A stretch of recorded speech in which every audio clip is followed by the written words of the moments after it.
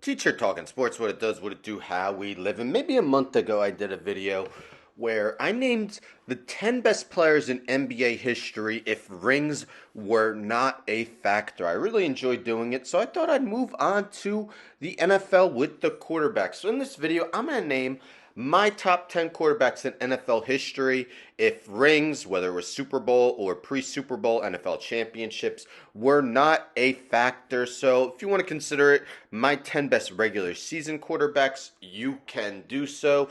Not an easy endeavor. I had a really hard time leaving one guy off and a few others. I'll name some honorable mentions at the end. But let's get into it. My 10 best quarterbacks in NFL history if rings were not a factor.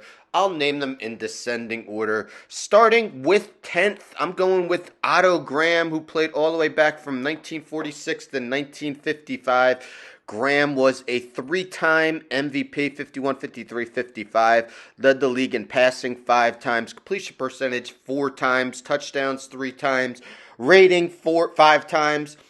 Great career, 86.6 rating is superb for his era. Ninth, John Elway. Elway went 148, 82, and 1 as a starter. Was the 1987 MVP. Also had MVP finishes second, fourth, and fifth. Finished his career with 51,475 passing yards and 300 touchdowns. Eighth, Steve Young. Young went 94 and 49 as a starting quarterback. If he started longer and wasn't behind Montana, he may have been higher on here.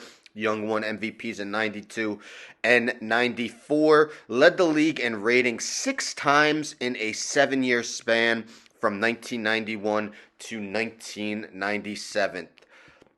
1997. 7th, Joe Montana. Joe Cool was named back-to-back MVP in 1989 and 1990, won an impressive 117 and 47 as a starting quarterback. Led the league in completion percentage 5 times through 40,551 yards in his career and 273 touchdowns. 6th, Drew Brees. Brees went 172 and 114 as a starter. The only guy on here to never win MVP, but was named Offensive Player of the Year twice and was the runner-up for MVP 4 times. Led the league in completion percent 6 times, yards 7 times, 80,358 yards for his career, 571 touchdowns. 5th, Dan Marino. Marino went 147 and 93 as a starting quarterback, was named the MVP in 1984 in a season that might have been the most impressive in NFL history when accounting for era. Became the first quarterback that year to throw for over 5,000 yards, had 48 touchdowns, both were then records.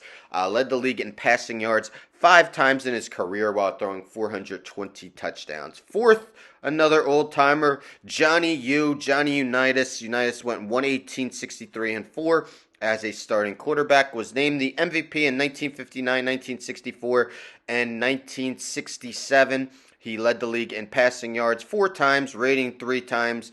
Great numbers for his era. 40,239 passing yards, 290 touchdowns. 3rd, the GOAT when all things are considered.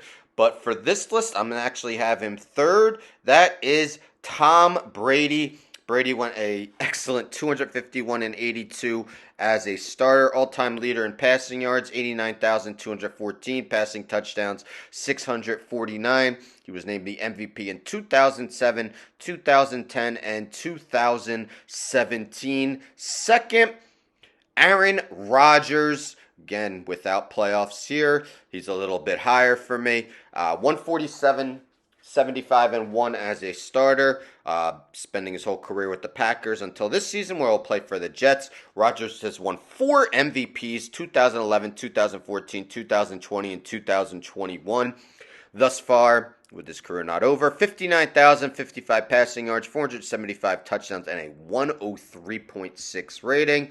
And my top quarterback when not accounting for rings, Peyton Manning. Manning went 186 and 79 as a starting quarterback. Won 5 MVPs, 2003, 2004, 2008, 2009, and 2013.